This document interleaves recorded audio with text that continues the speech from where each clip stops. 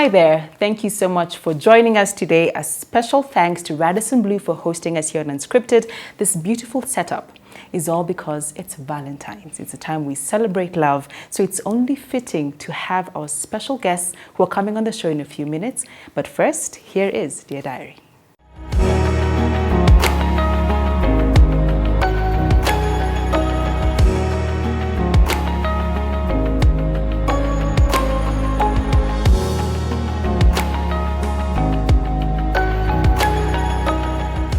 So hi, my name is Ben Kiruthi, and this is my beautiful wife here, Gathoni Kiruthi.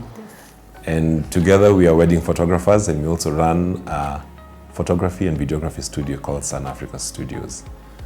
So why I think Gathoni is perfect for me is because she's able to live with me. I don't think there's anyone who can be able to live with me. I think it's only you. I think that's why God made you so special. God gave you very heavy shock absorbers. And I just want to tell you thank you, and you are the perfect person for me. I don't think I would have, if I was God, I would have made anyone more perfect than you. And I thank you for just being you and for loving me. For me, you and my eye on you have sharpened me from way back, and I love you because you want me to grow. You always have good intentions for me. Mm-hmm. Yes. And happy Valentine's. Yeah, happy Valentine's, guys.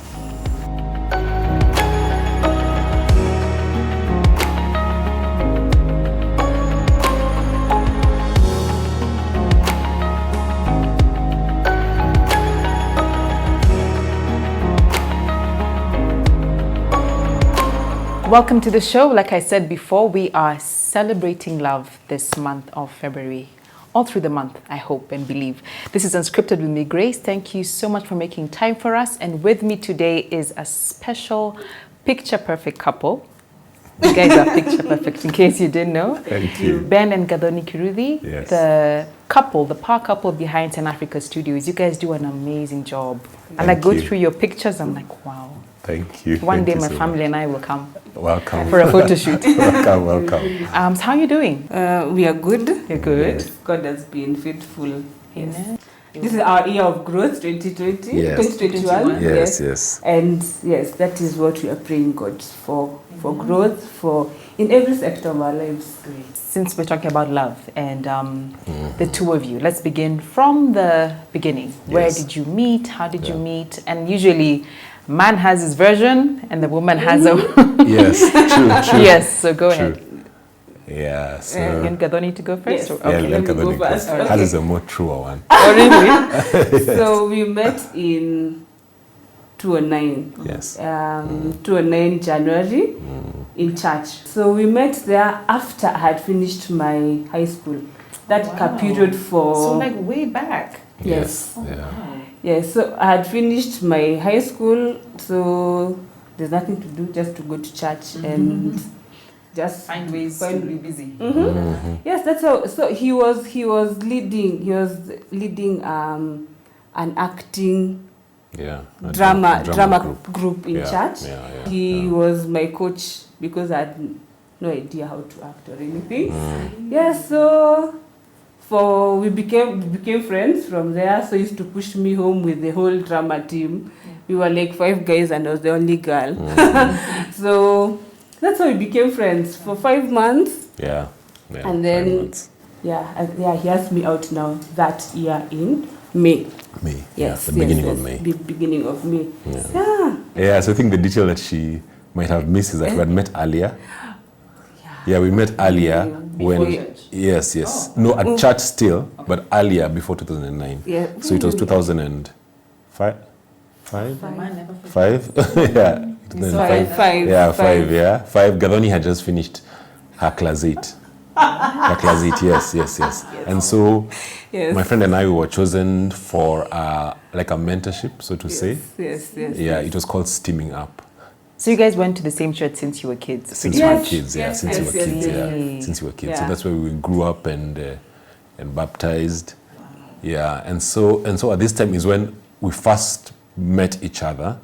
Yeah, because my friend and I... never forgotten. Yes. My friend and I, because we were a bit older, we were in campus. And so the leader of the team So should I ask the age difference? You were in campus and she was just finishing class 8? Yes. We have a 7 years. Gap, yes. Yeah, 7 years gap. Unfortunately, Gadoni was interested in my friend other than me. So even the interesting thing was that she never even noticed that I was even there. I was even there. She never even noticed. Yeah. So, yeah, but she was a very beautiful girl. But you won. Look at that. Yes, I did. I did. The best man won. Yes, and so that's when we first met. And we first knew each other. The interesting thing is that our moms were very good friends. Yes, our moms were very good friends. So her mom knew me way before. Way before. And even I knew her mom way before I knew her. Yes. Yes. By the time it was time for families to meet, it was easy. It was easy. But then my parents had already passed on. Yes. By the time that you were doing the traditional things. Yes. So but they knew each other then, back then. Yeah, and so that was the first time that we met each other, and there was that incident of her liking my friend.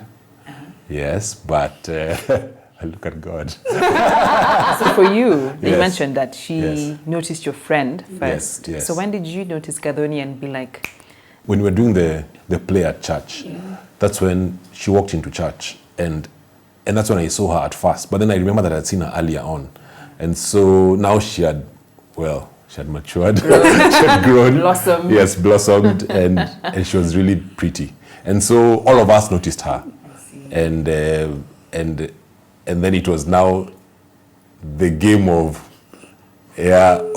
who will catch her first. Yeah, so that's why now we used to escort her every day. Escort her every day. Now me so and the a bunch of group. Yes, the acting group. Yeah, the acting group. And all of us were like, well, you as in shoot your shot. So it was a tactic for me to get to know her more. Yeah. Because I was more interested in just getting to know her as a person, getting to know what makes her tick, just getting to know her. And so she left to go to college in Moranga. Yes, I went to college in Moranga. So I used to come back home after every 2 weeks. I see. So, and every day after church, used to go for youth church. So every day after church, we'll sit down under a tree and just talk. He asked me, how are you? He will be so interested in knowing me as than just surface level. Exactly. To know Yes. How, as in the detail, how was school? What did you do? What, as in he was. Yeah, and will help me even with my schoolwork as well. So that is how we just grew and became close and became friends. Yeah, became friends. Yeah. Became friends. Yes. I like that you mentioned you became friends, which is I think very fundamental thing that sometimes people skip. Yes. Or miss out on in a relationship, then it affects you, I believe, later if there's no friendship, because that's the main basis. Yes, it does. But when did you decide, like, this is it? For you, when was the switch? And you were not just dating, but courting, and how was that like? Yeah. There were these back-to-school concerts that were there then. I don't know if they're there now. So in a neighboring church. And so we went together. And so afterwards, I think when I asked her, it's that time. That's his version of that. Yes. No, I've remembered. So I'd asked her earlier on. Okay. And the interesting thing was that I was already in another relationship. Oh. Yes. Yes, at that time. Yes. Yes, at that time. And so I, the night before I had prayed and asked God, if she's the one, let her say yes tomorrow. But you have a girlfriend. Yes, I had a girlfriend. But then I just knew she was the one. I just knew that your heart just knew. Yes, my heart just knew. And so when you know. Yeah. Like there's a young man watching and he wants to know, how do you know she's the one? How did you know? So for me, I knew from the get-go, from when she walked into the room. I knew it then. And why is because I just felt a certain peace around her.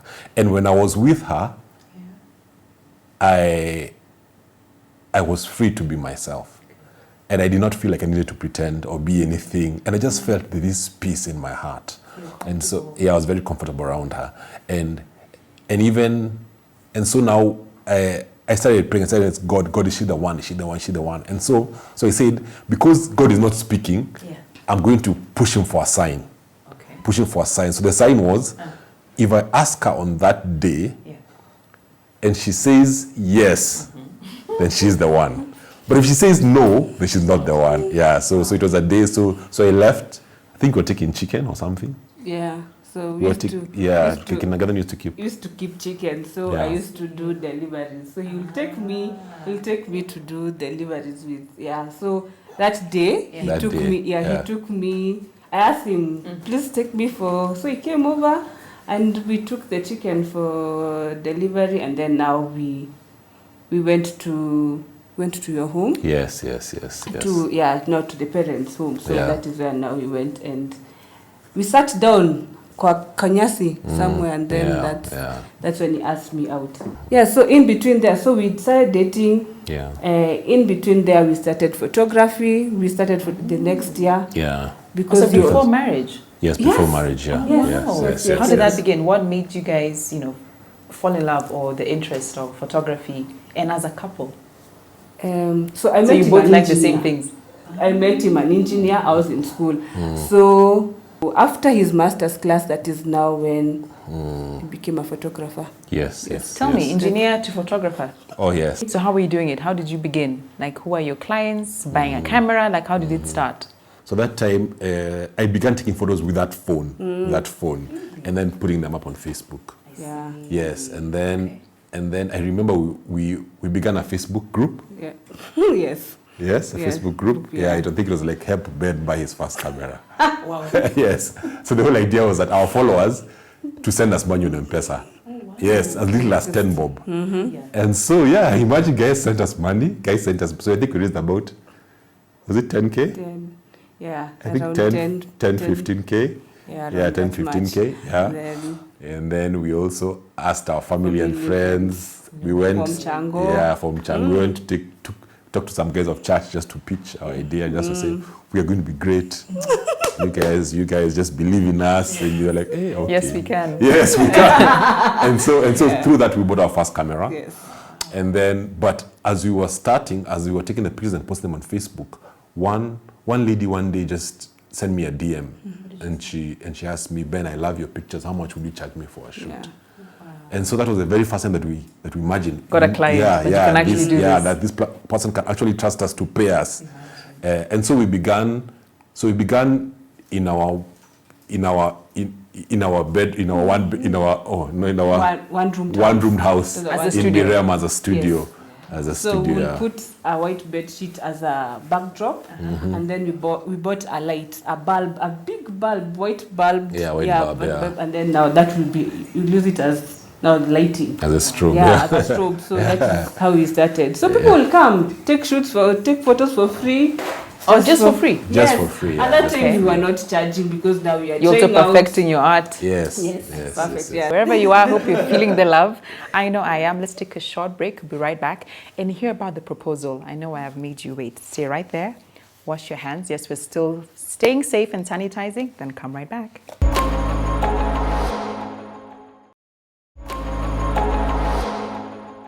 Welcome back. Thank you for staying with us. Are you feeling the love Valentine mood? Yes, it is. Yeah, all thanks to also our amazing producer. I mean, look at this set. Yes. Just wow. That's ready for tomorrow. Yes. But before the break, you were telling us about you were going to the journey to the proposal. It was on a Sunday or Saturday. I can't remember really well. Yeah. So we were from town, from Nairobi. So now he got me a Samantha Bredel book. Back then, there used to be that a hint? Wow. There used to be these big magazines for Samantha Bredel, like vendors. Yeah, like a wedding planning guide. Exactly. So I used to... and also you were doing photography for weddings yet or not yet? We had started. We started, yes. So you didn't even think... No, it was just yes. I really wanted to get that book for a very long time, just to flip through and just read about other entrepreneurs, what they were doing, because they used to have very nice write-ups. So, and then now we went to where he was living back then. So he asked me to open the door. So like I didn't even think. So I just opened the door, and then I got a paper. So the paper had been written, a Bible verse. It was 1 Corinthians 13. Around at the end. At the end. Yes, now at the end, there's that now the mirror. Something about the mirror. Something about a mirror. Yes. Yeah. So I read it face to face. Yeah. Something like that. Yeah. So I just read it. I was like, ini. I was like, and then I opened the door. He told me now there's a game I'd been taught by a friend of his. It's like a treasure hunt. A treasure hunt, exactly. So he asked me, what you read there is a clue to the next. So I read, so I was supposed to pick up a clue from it. Okay. So I picked up mirror. Now you'll see in a mirror. But then you shall see clearly face to face. Something like that, yeah. So I went to the mirror. So deep.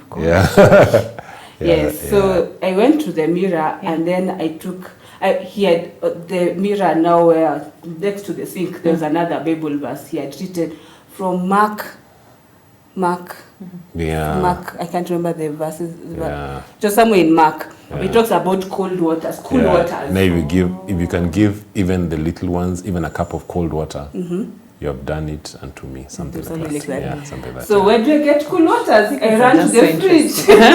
I ran to the fridge. Yeah. So in the fridge there was a verse from Jonah.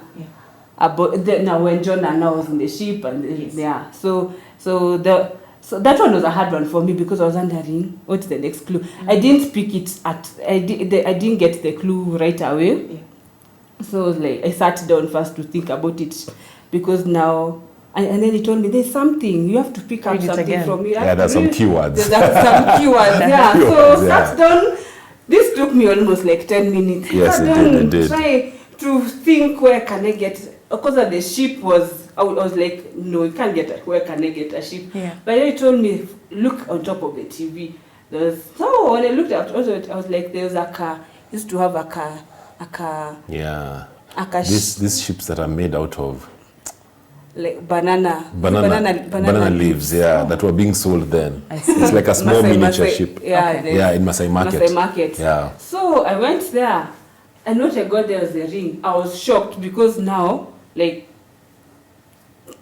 sat down. I didn't even take it. I sat down, and then now after seeing the ring, I saw a pink box actually, but no. After I saw it clicked something. I was like, this cannot be what I'm thinking. So I sat down. He told me no, there are a pair of earrings. So so I just picked it up, and then when I opened, I found a ring. And the interesting bit about that ring is that I had picked it out myself. Way before he had asked me to You'd gone with ring shopping. Ring shopping. So we went in downtown somewhere. River Road. Somewhere. So I wanted a simple ring.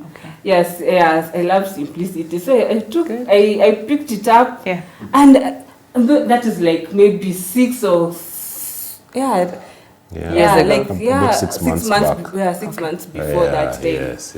So on seeing that I actually chosen what I wanted,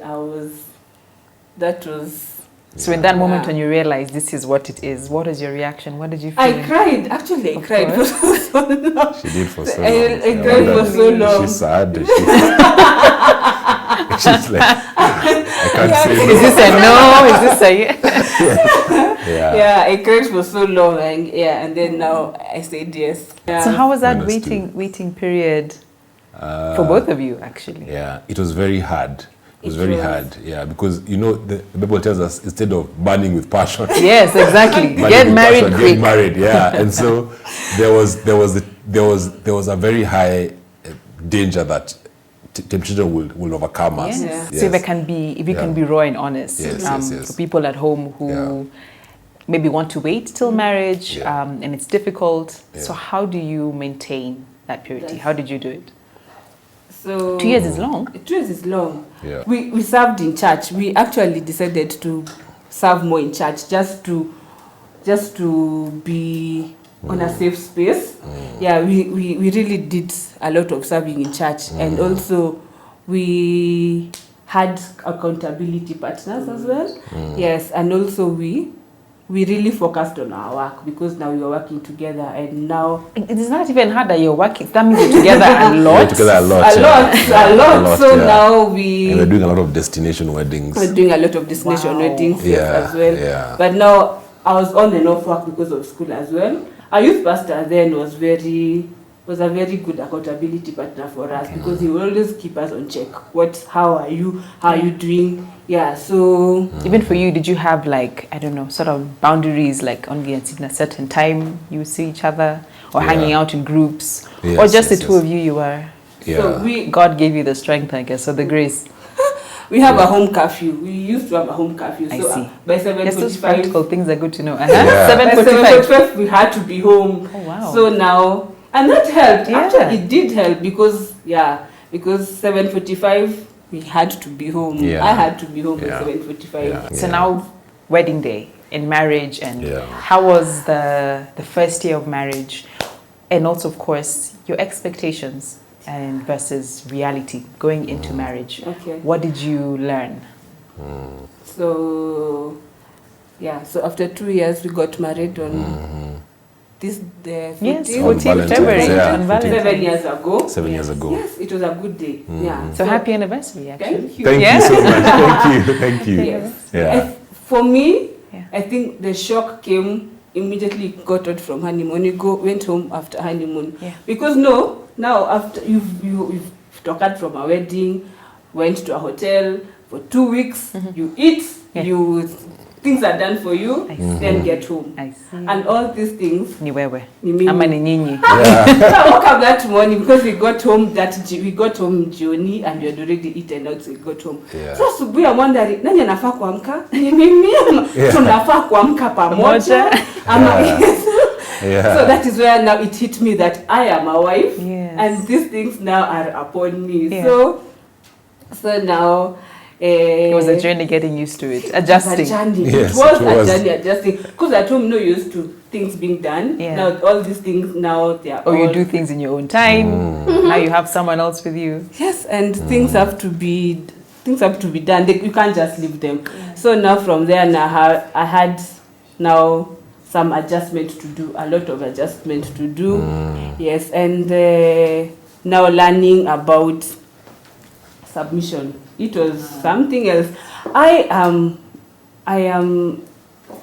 a firstborn in my family, so I am the one. I'm used to giving instructions. Exactly. I'm used in my life. You're the leader in the I'm the home. leader. I've been a leader typically all my life in school, in campus, high school, primary, everywhere. I've been a leader, so I'm used to me being the telling. authority, Yes. telling. Now come home. I am the one being receiving instructions. I think that was the hardest thing because It like was, yeah. kwa nini unaniambia? Yeah. So now it was like a learning curve, learning how to submit and to take instructions and to take them. Yeah. Not really instructions, but to just have Allow him to be the head of the home. exactly, and just learning our roles as learning our roles in marriage. True, Yes. true. What about you, Ben? How was it for you adjusting to Adjusting. being a husband? Yes. It was great. I think the whole problem was that all of us came into marriage with expectations. Of course. Yes, and we expected because our dating life was so amazing. Yeah. But now our wings were being clipped because one, we couldn't spend the night together. We couldn't as in there were so many issues around it because of purity and all that. Yes. And so we imagine that now that we're married, now it's going to be amazing. It's going to be now Nights just yeah, us. yes, cloud nine. It's going to be amazing throughout. Yeah. And so What was the reality? Yes, so the reality was that it was not as amazing as we thought. Yeah. How so? One was because of getting used to each other.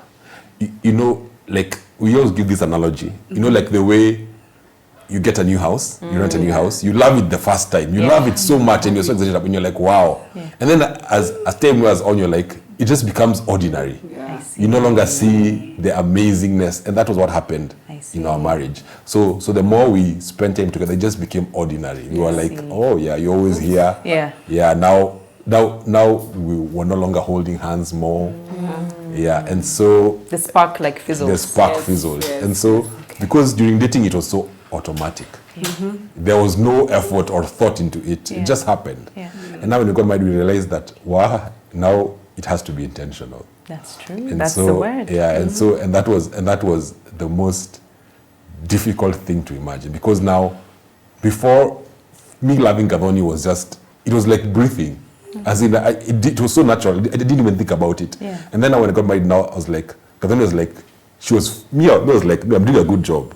But her scorecard was like what's happening? What happened? Yeah, as in she was feeling like she was tricked into marriage. I see. Yeah, she was tricked into marriage. Really? Yeah. It got that. Should I say bad, or it became that serious? There's always that deep. There's always that like things change. Yeah, because now there are also things that we came to learn along the way as well. Because now there's something called there's the Bible talks about in Ephesians 5:33. Yes, talks about love and respect. True. So for me, before getting married, you were so bombarded with the aspect of submission, and then now and you leave out the love from the husband. Exactly. And I'm submitting. I'm here killing myself. I'm thinking, I've not. There's nothing that is changing. But now when I think we sat down, there's a time we sat down and just talked about it, and you're like, there's something amiss. And now that is when now God showed us Ephesians 5:33 about love and respect. And so now respect, for me, I think I misinterpreted respect in a different way, because I thought respect is like what is it called? Like I am it's obedience. I thought respect as obedience, but in this time, and now I had to learn respect in a different way. That I am actually admiring my husband. I am, I am his cheerleader. I am his number one fan. Yeah. So the moment we learned our roles, that is now the wave started changing. So we started going back to our high. What happens if Gathoni is my major cheerleader, my support system? What happens is that because she's giving me something that I need so much, something that's like my air, that's like my oxygen, then for me, I'm going to love her unconditionally.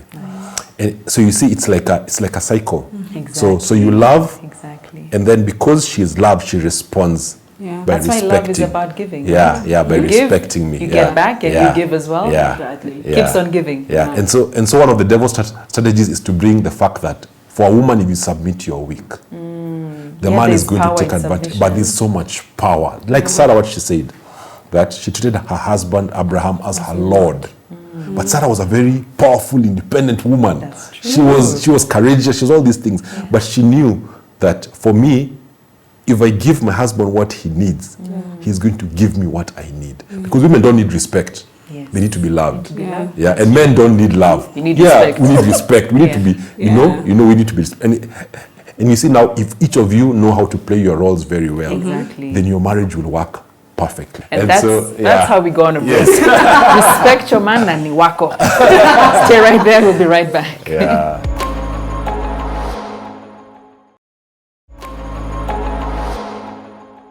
Welcome back. Thank you for staying with us and our free marriage counseling today. You guys have given us such wonderful nuggets. Thank you so much for sharing your story with us. Thank you. So now the next level, getting married is starting a family. Yes. So tell us the journey to having children. When did you decide was the right time? How was it having your first child? How was it adjusting to everything? We stayed a year. 1 year. 1 year. Yeah. 1 year. Like a year. Yeah. Then now, we got kids. We decided a year will be good time. Good time, yes, to have kids. So we got our firstborn in 2015, and then we spaced them two years each. Yes, so we got our firstborn in 2015, the secondborn 2017, And then now in between the 2017, our second born and our third born, we lost a baby. Yeah, in our marriage life, I think that was the hardest hurdle that you have to face, because so I found out that I was pregnant with the baby in early January. It was in January. So we were elated, we were excited at first, yes. And then now I sat back and I realized, by the way, our second born was just 3 months old then. Yes. So I... quite something. Yes. Yeah, there would have been, what, twins? I know, it's like literally having twins. Irish twins, born in the same year. So I sat down and realized we have a 3-month-old in the house, and I'm pregnant now with the third born. So I was just adjusting to the fact to the reality that I was pregnant. That is when the loss happened. I think that is because we were around. How many months? 10, no, we were just small. We were a few weeks. We were like 10, 11 weeks. 11 weeks. Yeah. And now... But it's still a big... It is. No matter when it happens, right? It is. So we went to the hospital. I started spotting. And then now we have a gyna who is the best gyna in the world. That guy, we call him at whatever point at night. So I call him up and tell him I'm pregnant and I'm spotting. So like, come to the office, we check. So we go, have the scan done, and then it's like, let's do this. Let's wait for a week. We monitor whether this. So in the scan, baby was. I cannot remember there's no heartbeat. There was no heartbeat. There's no heartbeat then, but now we thought baby was a bit small, still too small. But now we decided let's do it after a week.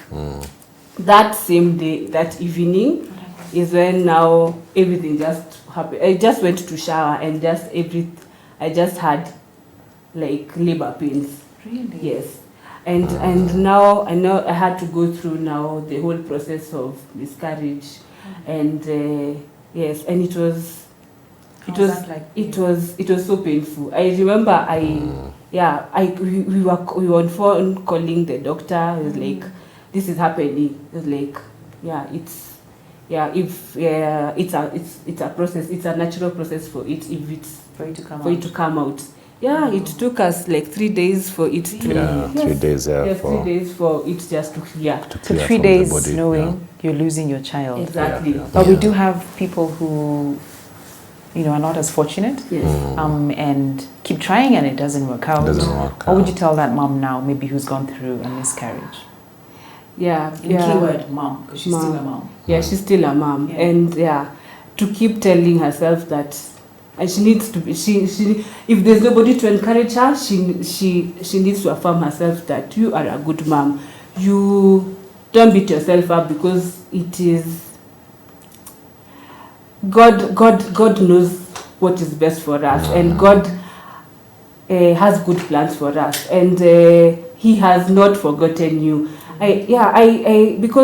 When we got our third baby, we fasted and prayed for 3 days, because I did not want to relive that day again of losing. So God has a good plan. God knows, and God knows your struggle, and He knows your pain, and He has not forgotten you. Yes. Amen. Yes. Amen.